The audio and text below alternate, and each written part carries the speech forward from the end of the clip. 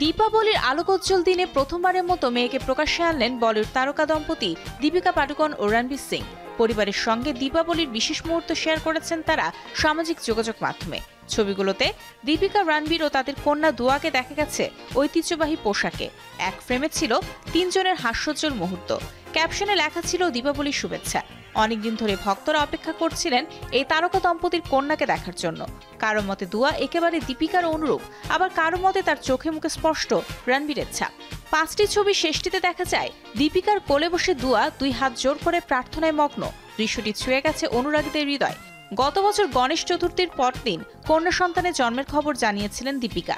সে বছরের দীপাবলিতেই মেয়ের নাম দুয়া প্রকাশ করেছিলেন তারা।